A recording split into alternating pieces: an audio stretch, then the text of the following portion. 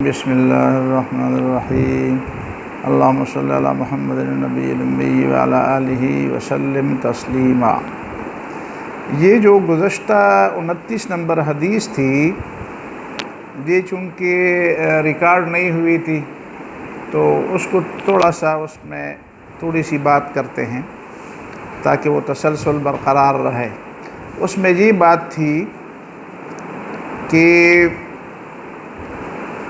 الصوم جنہ، روزہ ڈھال ہے، والصدقۃ تطفئ الخطیئہ کما یطفئ الماء النار، اور صدقہ گناہوں کو اسی طرح بجھاتا ہے جس طرح پانی آگ کو بجھاتا ہے۔ وصلاۃ الرجل فی جوف اللیل، اور نماز پڑھنا رات کے درمیان والے حصے میں۔ اور پھر نبی صلی اللہ علیہ وسلم نے اس کے لیے حوالہ دیا وہ آیت جو سورہ السجدہ میں ہے، تتجافى جنوبهم عن المضاجع يدعون ربهم خوفا وطمعا ومما رزقناهم ينفقون۔ کچھ وقت کے لیے ان کے پہلو اپنے بستروں سے الگ ہوتے ہیں، یعنی ساری رات تو نہیں پڑھی جاتی تہجد، اور ایک رات اگر پڑھی بھی جائے تو اس پہ آدمی دوام تو نہیں کر سکتا، مستقل طور پر تو ایسا ناممکن ہے۔ اور پھر یہ بھی شریعت کا حکم ہے کہ ان لنفسک علیک حقا، تمہارے اپنے جسم کا بھی تمہارے اوپر حق ہے، اس کو بھی آرام کی ضرورت ہے۔ ان لعینک علیک حقا، تمہاری آنکھوں کا بھی تمہارے اوپر حق ہے، ان کو بھی آرام کی ضرورت ہے۔ تو اور نبی صلی اللہ علیہ وسلم کی عادت بھی یہی نہیں تھی، تو ظاہر ہے کہ ہم نبی صلی اللہ علیہ وسلم سے زیادہ تو عبادت گزار نہیں بن سکتے، کوئی بھی نہیں بن سکتا۔ اور اگر کوئی بننا خواہ اپنے آپ کو زیادہ عبادت گزار بنانا چاہے تو بدعتوں میں مبتلا ہو جائے گا، اس لیے کہ عبادت تو وہی ہے جو سنت کے مطابق کی جائے، اور سنت کے مطابق نہ کی جائے تو وہ کیسی عبادت ہوگی۔ سب سے زیادہ محبت و عبادت کے ساتھ نبی صلی اللہ علیہ وسلم کی تھی۔ پھر یہ ہے کہ ایک جانب کو آپ ترجیح دیں گے زیادہ، مثال کے طور پر نوافل پڑھنا شروع کر دیں گے تو دوسری جانب آپ کے کئی فرائض چھوٹ جائیں گے، کئی فرائض چھوٹ جائیں گے۔ مثلا آپ نے صبح ڈیوٹی پر جانا ہے مثال کے طور پر، اور آپ ساری رات جاگ جائیں گے تو آپ ڈیوٹی صبح کے کیسے دیں گے پھر؟ تو یہ چیزیں ہیں۔ پھر یعنی جہاں پہ بھی بے اعتدالی ہوگی تو بے اعتدالی کا مطلب یہ ہوگا کہ آپ کسی کا حق ضائع کر دیں گے، یا بندوں کا حق ضائع کر دیں گے، یا خود اپنا حق ضائع کر دیں گے، یا شریعت کی کوئی بات میں افراط و تفریط پیدا کر لیں گے۔ پھر نبی صلی اللہ علیہ وسلم نے پوچھا الا اخبرک برأس الامر، ساری باتوں کا اصل بتاؤں تمہیں؟ رأس الامر، دین کے معاملات کا سب سے اہم حصہ، کہ اگر وہ کاٹا جائے تو پھر وہ چیز ہی نہ رہے۔ وعمودہ یا وعمودہ، دین کا اصل جو ستون ہے، جو اصل پلر ہے جس کی بنیاد پر دین کھڑا ہے۔ وذروۃ سنامہ، اور اس کے کوہان کی وہ بلندی، یعنی اس کی عظمت، اس کی سربلندی، دین کی تین باتیں ہو گئی، بنیادی بات اور ستون جس پر وہ سب کچھ کھڑا ہے، اور سربلندی کی علامت۔ تو نبی صلی اللہ علیہ وسلم نے فرمایا کہ رأس الامر الاسلام، تمام معاملات کا سرا جو ہے وہ اسلام ہے، یعنی اس پہ عمل کرنا ہے۔ وہ ایمان جو تمہارے دل میں جاگزی ہے تو اس پہ اگر آپ عمل نہیں کریں گے تو ظاہر ہے کہ وہ تو کوئی چیز ہی نہیں رہے گی۔ تو رأس الامر الاسلام، اور اسلام کا مطلب یہ ہے کہ سرنڈر کرنا، مطلب یہ بنیادی چیز ہے کہ آدمی اللہ تعالیٰ کے سامنے سرنڈر کرتا ہے کہ نہیں کرتا۔ وہ استسلام جس کو کہتے ہیں، تسلیم ہونا، سرنڈر کرنا، کسی کے سامنے ہتھیار پھینک دینا، کسی کے سامنے تابعدار بن جانا، اپنے اختیارات سے دستبردار ہو جانا، جس طرح فوج دوسرے فوج کے مقابلے میں سرنڈر ہوتی ہے۔ تو یہ رأس الامر ہے، یعنی اگر ہم نمازیں پڑھیں لیکن اس بنیاد پر نہ پڑھیں کہ یہ اللہ تعالیٰ کی بندگی ہے اور اللہ تعالیٰ کی بندگی کے سامنے ہم سپر انداز ہیں، تو پھر یہ تو عبادت نہ ہوئی۔ عبادت یہ تب ہوئی جب ہم اللہ تعالیٰ کی بندگی اور اللہ تعالیٰ کے اطاعت کے سامنے ہم سرنڈر ہو جائیں، باقی اطاعتیں چھوڑ دیں، اللہ تعالیٰ کی اطاعت اختیار کر لیں۔ یہ پہلی بنیادی بات۔ وعمودہ الصلاۃ، اور دین کی بنیاد یا دین کی بنیادی ستون جس پر دین کی عمارت کھڑی ہے وہ نماز ہے۔ اب نماز کی بہت بڑی اہمیت ہے، اور اسلام میں دین کی مثال ایک تعمیر کی ہے۔ یہ بھی بہت اہم بات ہے کہ جس طرح ایک تعمیر ہوتی ہے، ایک بلڈنگ ہوتی ہے، اس بلڈنگ کے اندر ظاہر ہے کہ کہیں پہ پلر بھی ہوتا ہے، تو اس پلر کی بنیاد پر اس مضبوط جو مین پلر ہوتا ہے اس کی بنیاد پر وہ کھڑی ہوتی ہے، وہ اس کی بنیادی، باقی پلر بھی سپورٹنگ پلر بھی ہوتے ہیں، لیکن جو مین پلر ہوتا ہے وہ اس کی بنیاد ہوتی ہے، اس پہ وہ ساری عمارت کھڑی ہوتی ہے۔ تو ایک تو یہ ہے کہ اس کی مثال، نماز کی مثال اس بنیادی پلر کی بتا دی، لیکن ایک دوسری بات بھی جو بار بار کہی جاتی ہے پہلے بھی کئی احادیثوں میں، وہ یہ ہے کہ اسلام کی مثال ایک آبادی کی ہے۔ اب یہ جو دوسری حدیث میں ہے نا کہ اسلام کے 5 ستون ہیں، بنی الاسلام علی خمس، اسلام کی تعمیر یا اسلام کی عمارت 5 ستونوں پر کھڑی ہے۔ اب یہ 5 ستون تو اس کے ستون ہو گئے، پلر ہو گئے، تو پلر تو ساری عمارت نہیں ہوتی، تو اس کے اوپر جو عمارت کھڑی ہے وہ کیا ہے؟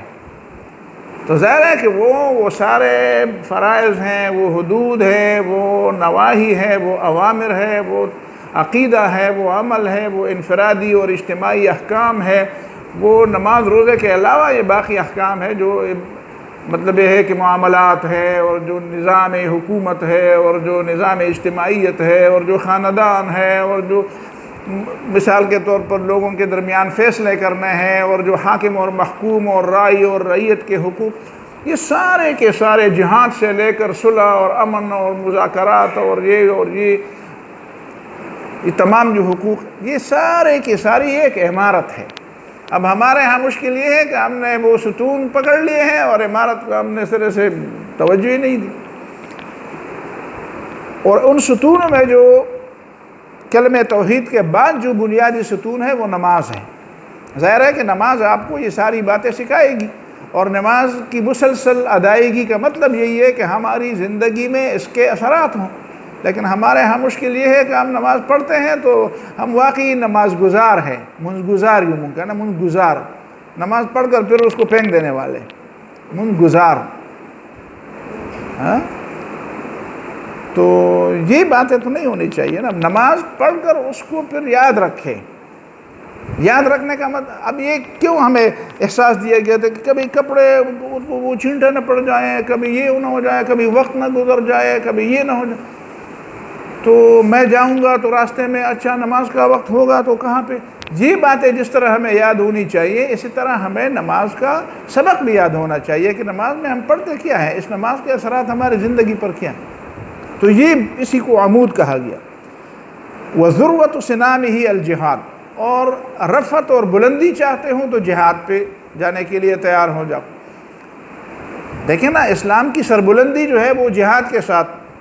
اب آج کل آپ دیکھیں اسلام کی سربلندی، ہم کتنی نصیحتیں، کتنے وعظ اور کتنی درسیں اور تقریریں اور کتابیں اور مضامین اور لکھنے اور پروگرامات اور سیمینارز اور یہ اور وہ، لیکن جہاد کے نتیجے میں جو کچھ ہو رہا ہے وہ آپ سرک کی آنکھوں سے دیکھ رہے ہیں کہ غزہ کے مسلمانوں نے، فلسطین کے مسلمانوں نے جہاد کے نتیجے میں جو سبق دیا پوری دنیا کو، اب وہ لوگ بھی اسلام کی طرف متوجہ ہوئے جو سرے سے اس بات کو سرے سے بات ہی نہیں سمجھتے تھے۔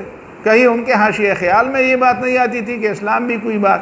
اب کہتے یار ان لوگوں کو یہ صبر کہاں سے ملا، یہ حوصلہ کہاں سے ملا، وہ کون سی چیز ہے جو ان لوگوں کو ایسا حوصلہ دینے والی ہے؟ پتہ چلا وہ تو قرآن ہے، وہ تو ایمان ہے۔ اب وہ ایمان اور اس کی طرف متوجہ ہو گئے۔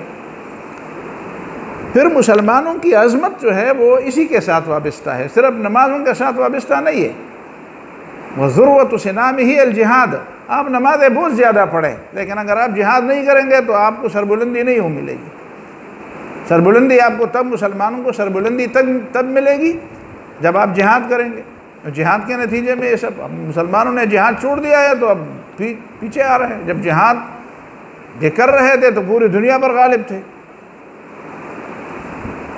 جی ثم قال، پھر آخر میں نبی صلی اللہ علیہ وسلم نے فرمایا کہ سب کا خلاصہ کا لفظ تو خیر میں نہیں استعمال کروں گا، ملاک کا مطلب یہ ہے کہ جس سے یہ ساری باتیں مکمل ہو جائیں. یعنی ایک سلسلہ آپ نے شروع کیا ہے، بس اس میں ایک بات کی کمی تھی، تو اب نبی صلی اللہ علیہ وسلم نے فرمایا کہ جو سلسلہ میں نے ان سوال و جواب کا آپ کے سامنے بتا دیا، اس میں ایک بات کی کمی ہے، وہ بات اگر آ جائیں تو یہ پوری بات مکمل ہو جائے.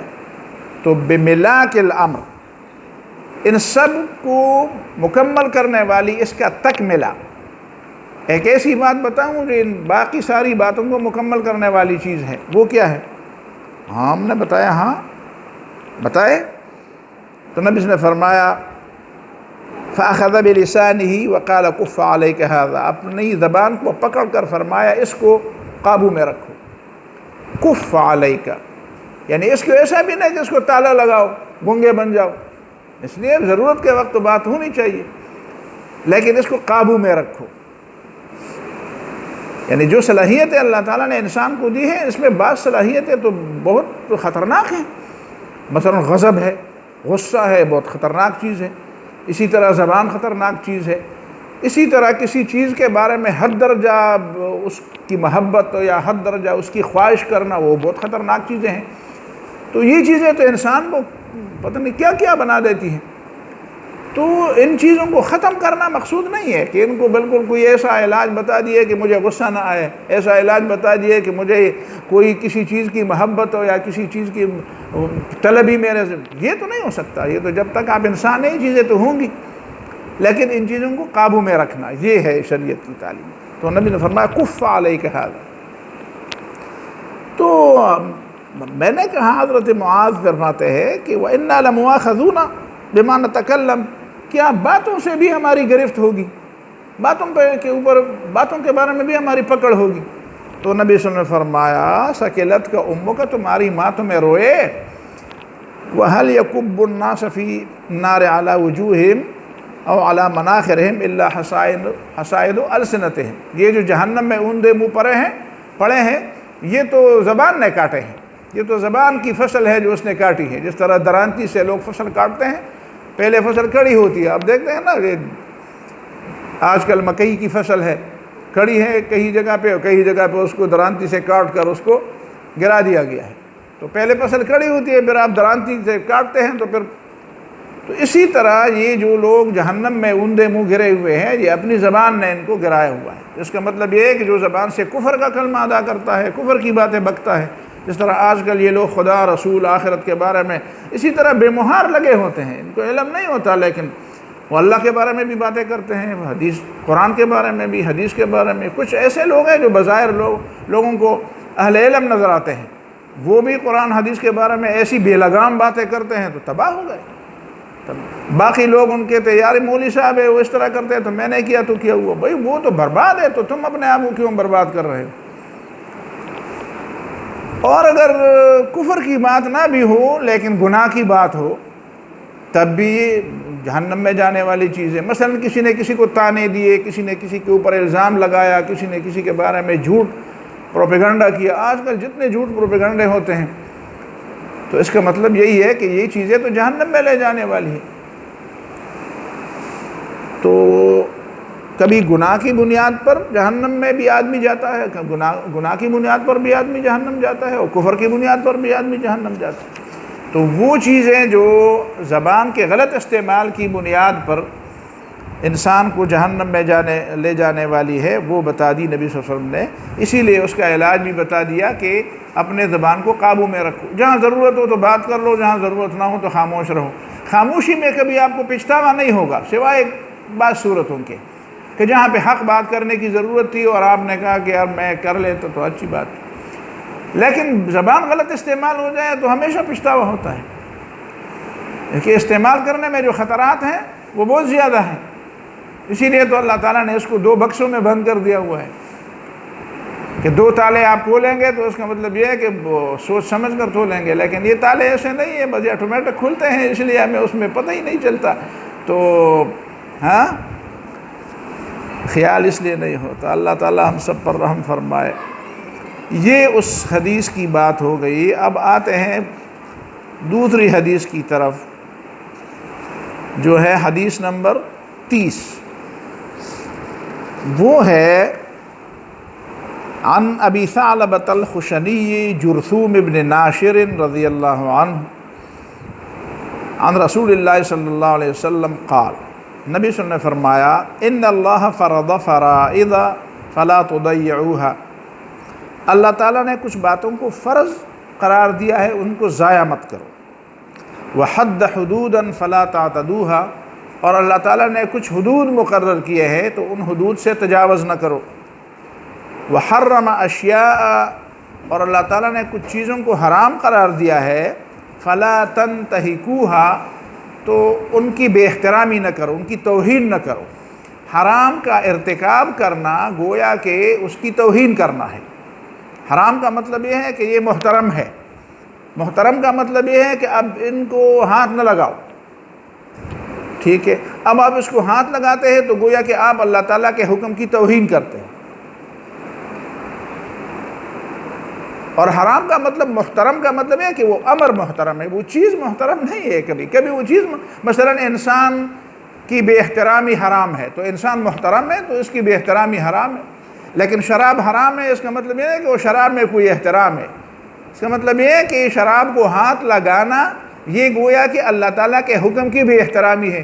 اب اللہ تعالیٰ کا یہ حکم قابل احترام ہے کہ اس کو ہاتھ نہ لگاؤ، آپ ہاتھ لگائیں گے تو اس کا مطلب یہ ہے کہ آپ نے اللہ تعالیٰ کے حکم کی بھی احترامی کی۔ اسی لیے فرمایا فلا تنتہکوها، وسکت عن اشیاء، اور اللہ تعالیٰ کئی چیزوں سے خاموش ہوا ہے، رحمتا لکم، تمہارے اوپر مہربانی کی وجہ سے، من غیر نسیان، اللہ تعالیٰ سے کوئی چیز اللہ تعالیٰ بھولا ہوا نہیں ہے، بھول کی وجہ سے اللہ تعالیٰ نے کچھ چیزیں نہیں چھوڑی۔ فلا تبحثوا عنها، تو اس کے قید قرید میں نہ پڑو۔ تو یہ بڑی حدیث ہے، اس میں بہت اہم باتیں ہیں، ہر حدیث میں اہم باتیں ہوتی ہیں۔ اب یہاں پہ دیکھیں، ان اللہ فرض فرائض، اللہ تعالیٰ نے کچھ چیزوں کو فرض قرار دیا ہے۔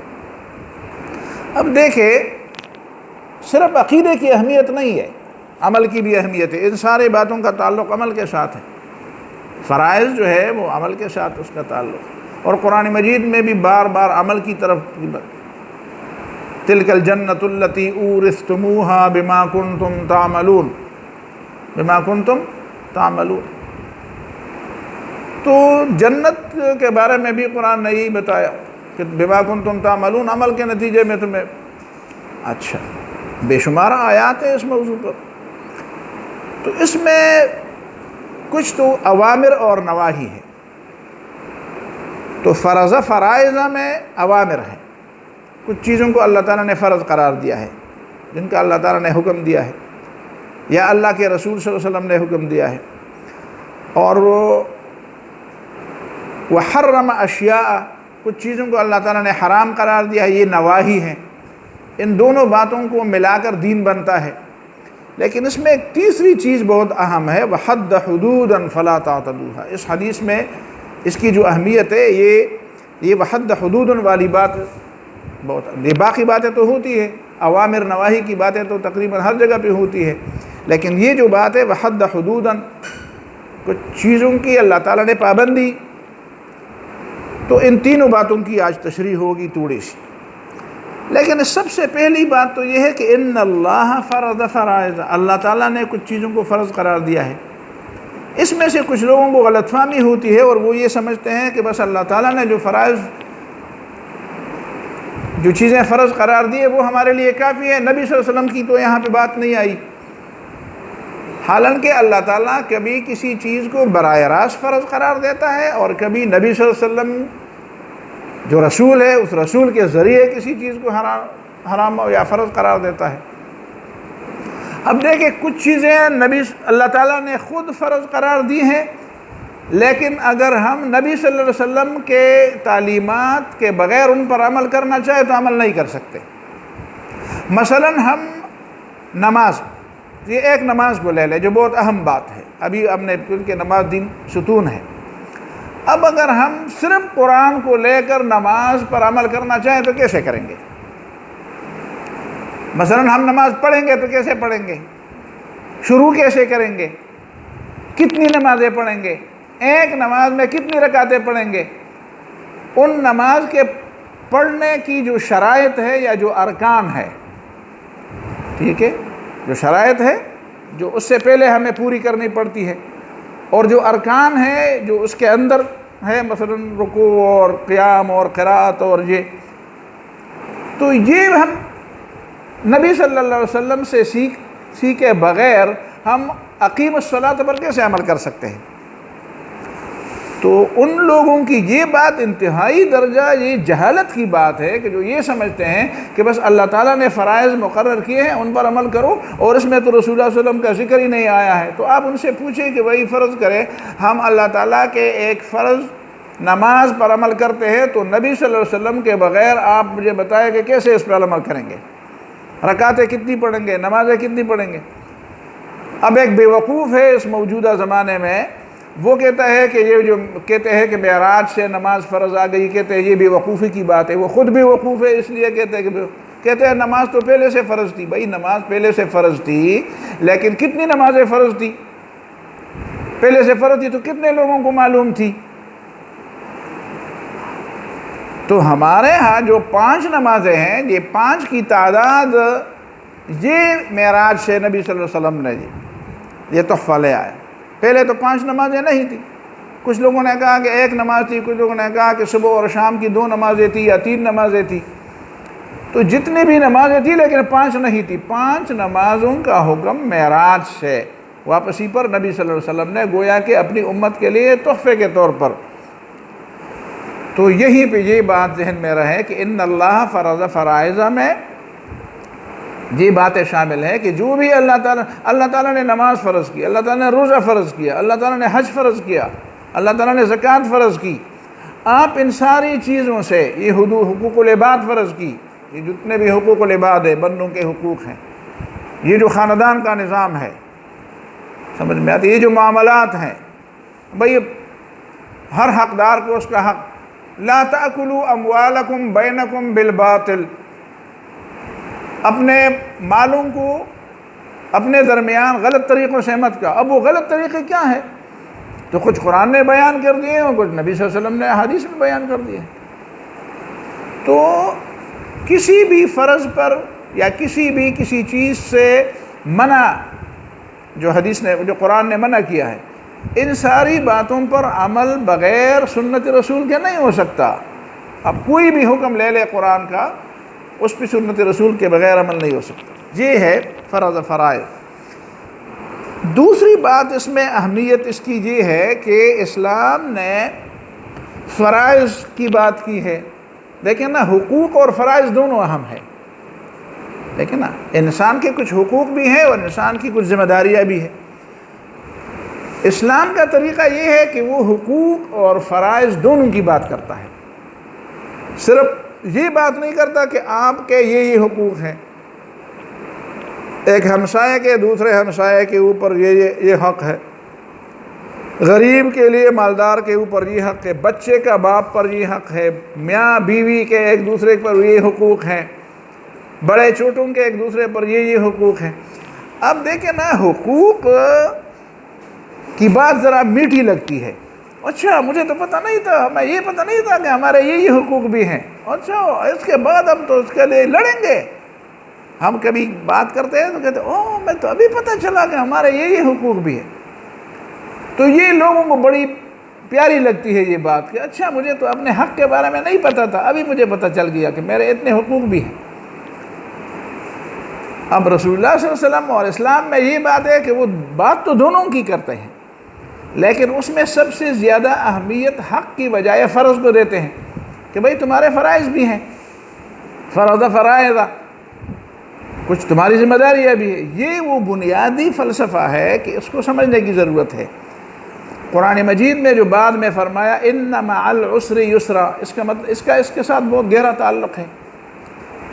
ان مع العسر، آپ کوئی آسانی چاہتے ہیں تو آسانی کا مطلب یہ ہے کہ آپ نے اس آسانی کے حصول کے لیے آپ نے کچھ سٹرگل، کچھ محنت، کچھ مشقت، کچھ تکلیف اٹھانی ہوگی۔ بغیر کسی مشقت کے، بغیر کسی تکلیف کے، بغیر کسی مشکل کے آپ آسانی چاہتے ہیں، تو اس کا مطلب یہ ہے کہ یہ ذہنیت پھر استحصالی ذہنیت بنتی ہے۔ پھر آدمی کی ذہنیت جو ہے وہ ایکسپلائٹیشن کی طرف جاتی ہے، اور پھر یہ چیز جب ڈیولپ ہو جاتی ہے تو یہی وہ سرمایہ دارہ نظام کا تصور ہے۔ یہ جو امپیریلزم ہے، یہ جو کیا کہتے ہیں اس کو، جو سرمایہ دارانہ سسٹم ہے نا، ہاں جی، ہاں، آپ اس کو یار وہ جو مشہور عام نام ہے نا اس کا، ہاں، کیپٹلزم۔ اب جو کیپٹلزم ہے، کیپٹلزم میں کیا چیز ہے؟ کیپٹلزم میں یہ ہے کہ بس میرے پاس چونکہ سرمایہ ہے، لہذا میں سرمایہ کے بل بوتے پر اور اپنی سٹیٹس کے بل بوتے پر میں ان ساری چیزوں کا حقدار ہوں۔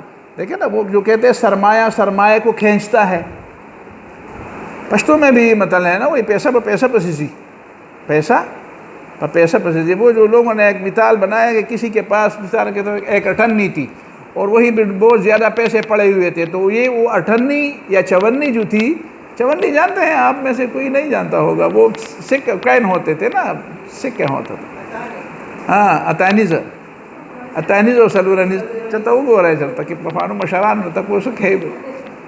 تو اس نے کبھی سنا تھا کہ یہ جو پیسہ پیسے کو کھینچتا ہے، سمجھ میں آتی ہے بات؟ تو وہ اس کے پاس جو چونی تھی نا، وہ اس پیسوں کا کوئی ڈیر ہوگا، کہیں کسی نے رکھا ہوگا یا جو بھی تھا، تو وہ اس کو اسی طرح کرتا ہے نا، اسی طرح دکھاتا ہے اس کو اپنی چونی کہ وہ چونی اس پیسے کو کھینچ لے گا، اسی نیت سے۔ اچانک اس کے ہاتھ سے وہ چونی گر گئی اس ڈھیر میں، اب وہ اٹھا تو نہیں سکتا تھا، تو وائی وائی کرنے لگا۔ تو کسی نے کہا کیوں؟ کہتے ہیں میں تو یہ ضرب المثل میں نے سنا تھا کہ پیسہ پیسے کو کھینچتا ہے، تو میں نے اس کو پیسہ دکھایا تاکہ وہ، اس نے کہا کھینچانا، نیچے والے نے تمہارا پیسہ کھینچ لیا، لیکن تمہیں کسی نے غلط بتایا تھا کہ پیسہ پیسے کو کھینچتا تو ہے، لیکن زیادہ پیسہ کم پیسے کو کھینچتا ہے، کم پیسہ زیادہ کو نہیں کھینچتا۔ تو یہ ہے وہ ذہنیت کہ چونکہ میرے پاس زیادہ ہے تو وہ پیسے کو، اور عملاً بھی یہی ہوتا ہے۔ اب آپ دیکھیں ہمارے ملک میں یہی تو ہوتا ہے، ہمارے ملک میں ہمارے اور آپ کے اوپر جو بھرمار ہے ٹیکسوں کا، اور یہ جو مسلسل بجلی اور بلوں میں نئی نئی چیزیں شامل، یہ کس کے جیب میں جاتی ہیں یہ چیزیں؟ بھائی کسی نے پوچھا ہے اتنا پیسہ جاتا کہاں سے ہے؟ کہتے ہیں یہ قرضوں میں جاتے ہیں۔ وہ قرضوں میں جو پیسے آئے تھے وہ کہاں گئے؟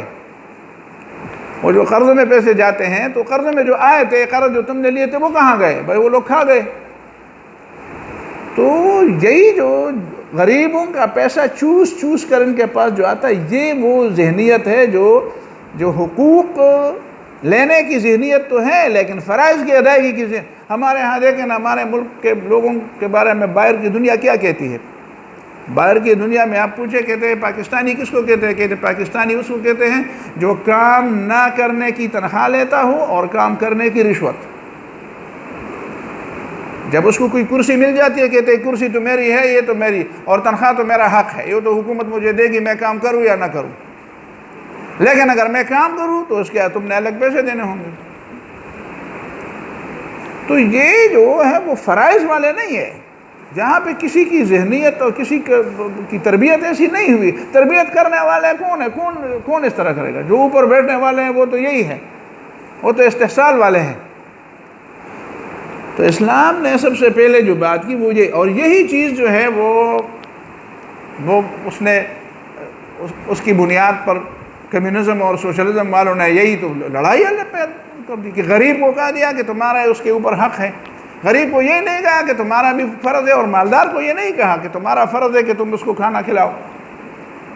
اب اگر غریب کا کھانا مقصود تھا تو اس کا اچھا طریقہ یہی تھا کہ تم مالدار کو کہتے کہ بھئی، جس طرح قرآن نے بتایا کہ وفی اموالہم حق للسائل والمحروم،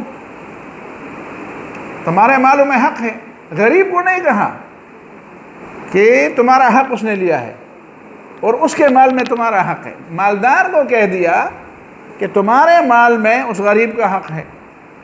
تو یہ وہ بنیادی چیز ہے جس یعنی اسلام نے ان جھگڑوں کے بجائے تعمیری فکر دی کہ جب ہر ایک کو کہا جائے کہ تم دوسرے کا حق ادا کر دو اور تم حق کی ادائیگی اور حق مانگنے کے بجائے فرائض کی جانب زیادہ توجہ دو، تو اس سے ایک توازن پیدا ہو جاتا تھا۔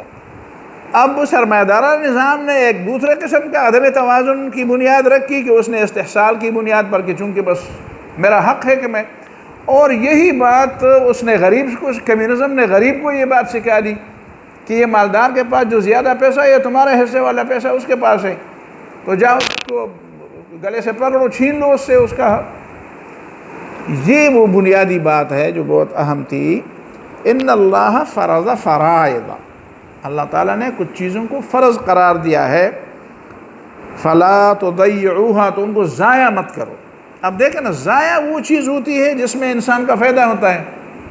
یہ نقطہ آج سمجھنے کی ہے۔ مثال کے طور پر میرا موبائل ہے، تو میں اس کو اسی طرح ہاتھ میں لیتا ہوں، اسی طرح، یا میرے اینک ہے تو مجھے کہتے یار یہ پھینک جاؤ گے یار، پھر ٹوٹ جائیں گے، ضائع ہو جائیں گے، اس کو ذرا دھیان سے پکڑو۔ اسی طرح بے خیالی میں اس کو ہاتھ میں نہ رکھو، دھیان سے پکڑو، گر جائے گا تو ضائع ہو جائے گا۔ اس کا مطلب یہ ہے کہ یہ تمہارے فائدے کی چیز ہے، اور اگر تم اس کو دھیان سے نہیں پکڑو گے اور سنجیدگی کے ساتھ اس کو نہیں لوگے تو یہ ضائع ہو جائے گا۔ اس کا مطلب یہ ہے کہ تمہارا ایک حق ضائع ہو جائے گا، یا تمہارا ایک فائدہ جو ہے وہ تم سے چھوٹ جائے گا۔ اب فرائض کے بارے میں تو ہمارے ہاں یہ ہے کہ یہ تو ہماری ذمہ داری ہے، یہ تو ایک بوجھ ہے جو ہمارے اوپر ہے۔ مثلا نماز ہے، روزہ ہے، حج ہے، حقوق العباد ہے، ان کا حق ہے، بچوں کا حق ہے، ہمسائے کا حق ہے، بڑوں کا ہے، چھوٹوں کا ہے، خرید و فروخت میں یہ تو ایک ذمہ داری ہے۔ اب یہاں پہ پتہ چلا کہ نبی صلی اللہ علیہ وسلم اس کو ذمہ داری کے ساتھ ایک فائدے کے طور پر بھی آپ کے ساتھ متعارف کراتا ہے کہ یہ جو فرائض تمہارے اوپر عائد کیے گئے ہیں، ان کو ٹھیک ہے اس انداز سے صرف نہ دیکھو، یہ ایک بوجھ تو ہے، ایک ذمہ داری تو ہے۔ آپ سمجھتے ہیں کہ یہ تو ایک کام ہے جو میرے اوپر ڈالا گیا ہے، ایک بوجھ ہے جو میرے اوپر ڈالا گیا ہے، یہ تو اس کا ایک پہلو ہے واقعی، اور اللہ تعالیٰ کو حق ہے کہ وہ اپنے بندے کے اوپر ایک بوجھ ڈالے کہ بھئی تم نے یہ کام کرنا ہے۔ لیکن اس کا ایک دوسرا پہلو بھی ہے، وہ یہ ہے کہ اس میں تمہارے لیے بڑے فوائد ہیں۔ اگر تم ان چیزوں کو ضائع کر دو گے تو اس کا مطلب ہے کہ یہ ضائع ہو جائیں گے۔ تم نماز نہیں پڑھو گے تو تم نے اپنے فائدے کو ضائع کیا۔ اب ہمیں دیکھنا یہ ہے کہ میں نماز نہیں پڑھوں گا تو میں اپنے فائدے کو ضائع کر دوں گا، میں روزہ نہیں رکھوں گا تو میں اپنے ایک بہت بڑے فائدے سے محروم ہو جاؤں گا، میں زکوٰۃ نہیں دوں گا تو میں ایک بڑے فائدے سے، اگر میرے اوپر زکوٰۃ فرض ہے، میں بچے کا، بیوی کا، باپ کا، بھائی کا، ہمسائے کا، بڑے کا، چھوٹے کا، شاگرد کا، استاد کا حق ادا نہیں کروں گا تو یہ میں ایک بہت بڑے فائدے سے محروم ہو جاؤں گا اور میں ضائع ہو جاؤں گا، میری کئی فوائد ضائع ہو جائیں گے۔ اب یہ سمجھنے کی بات ہے،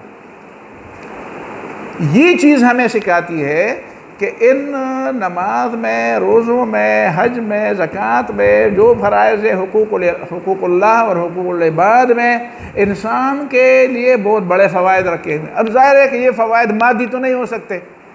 اب میں نماز پڑھتا ہوں تو ضروری تو نہیں ہے کہ میں نماز پڑھوں اور میرے پاس جو ہے نا سونے کا ایک ڈھیر ہو، یہ تو نہیں ہوگا نا۔ یا میں بھوکا ہوں تو میں 2 رکعت نماز پڑھوں تو وہاں پہ ایک پورا مجمع یا پورا ایک ڈونگا جو ہے نا وہ بھرا پڑا ہو، ظاہر ہے کہ یہ مطلب تو نہیں ہے۔ تو وہ کون سا فائدہ ہے جو ہم ضائع کر رہے ہیں نماز نہ پڑھتے ہوئے، حقوق نہ ادا کرتے، فرائض نہ ادا کرتے ہوئے؟ وہ کون سا فائدہ ہے جو ہم ضائع؟ اس کا مطلب یہ کہ وہ ایک روحانی فائدہ ہے، وہ ایک اخلاقی فائدہ ہے، وہ ایک ایسا فائدہ ہے جو نظر نہ آنے والا ہے۔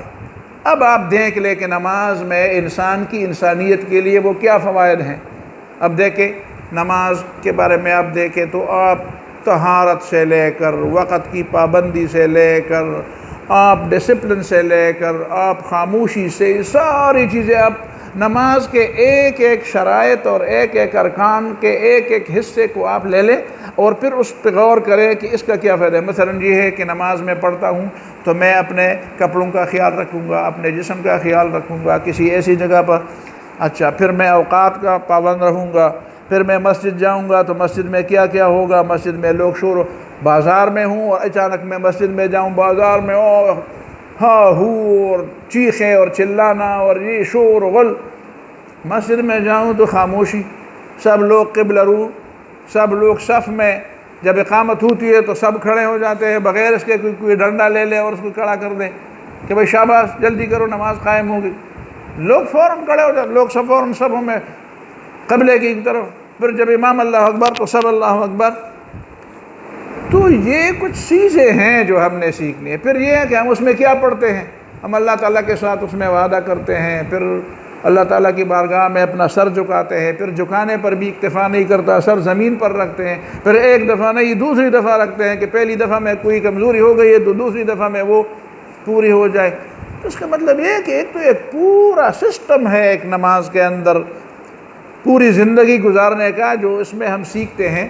تو یہ ہے وہ فوائد، یہ ہے وہ فوائد کہ یہ فائدے ہوں تو آپ نماز پڑھیں، ہم روزے میں، پھر آپ دیکھیں حج میں کیا ہے، پھر دیکھیں حقوق العباد میں کیا ہے، پھر دیکھیں ہمسائے کے ساتھ حسن سلوک میں کیا ہے، پھر دیکھیں چھوٹے بڑوں کے حقوق، پھر دیکھیں سچ بولنے میں کیا فائدے ہیں، پھر وہ دیکھیں کہ تو یہ ساری باتیں ہم نے شعوری طور پر اپنانی ہیں۔ اگر ہم یہ باتیں شعوری طور پر نہیں اپنائیں گے تو پھر بھی ہم اس کو ضائع کر دیں گے۔ جس طرح آج کل ہم نمازیں ضائع کرتے ہیں، ضائع کرنا تو یہی ہے کہ ہم نمازیں پڑھتے ہیں اور ہماری زندگی کے اوپر ہماری نمازوں کا کوئی اثر نہیں ہوتا۔ ہم زکوٰۃ دیتے ہیں، ہم حج پہ بھی جاتے ہیں، حج پہ جانے والے اور آنے والے میں کیا فرق پڑتا ہے؟ ایک پر یہ فرق یہ پڑتا ہے کہ وہ اپنے نام کے ساتھ حاجی کا اضافہ کرتے ہیں، دوسرا فرق یہ پڑتا ہے کہ بس ادھر کے قصے سناتے ہیں، اور زیادہ سے زیادہ یہ ہے کہ ادھر سے کھجور لاتے ہیں اور زمزم لاتے ہیں، بس باقی بات ختم۔ اللہ خیر سے حاجی صاحب چلے بھی آئے بھی، کوئی فرق نہیں پڑا ان کے اخلاق میں، ان کے کردار میں، اس کے رویے میں، اس کی فکر میں، اس کی سوچ میں کوئی فرق نہیں پڑا۔ تو یہ کتنے لوگ ہیں جو نمازیں پڑھتے ہیں، جو روزے رکھتے ہیں، جو حج پہ جاتے ہیں، جو نکاح اور طلاق کے ساتھ وابستہ ہوتے ہیں، جو لوگوں کے ہمسائیگی میں رہتے ہیں، جو لوگوں کے ساتھ لین دین اور معاملات میں ہوتے ہیں، لیکن ان چیزوں کا ان کی زندگی پر کوئی اثر نہیں پڑتا۔ تو یہ ہے ان کو ضائع کرنا۔ تو فرض فرائض، اللہ تعالیٰ نے کچھ چیزوں کو فرض قرار دیا ہے، فلا تضيعوها، تو ان کو ضائع نہ کرو۔ ضائع کرنے کا مطلب یہ بھی ہے کہ اس کو نہ پڑھا جائے، ضائع کرنے کا مطلب یہ ہے کہ ان کو شعوری طور پر نہ ادا کیا جائے، ضائع کرنے کا مطلب یہ بھی ہے کہ اس کے سبق کو عملی زندگی میں نہ اپنایا جائے۔ تو یہ وہ بنیادی بات ہو گئی۔ میرے خیال میں آج یہ کافی ہے، یہ باقی دو باتیں انشاءاللہ دوسری درس میں ہو جائیں گی۔ وآخر دعوانا الحمدللہ رب العالمین۔ جزاکم اللہ خیر۔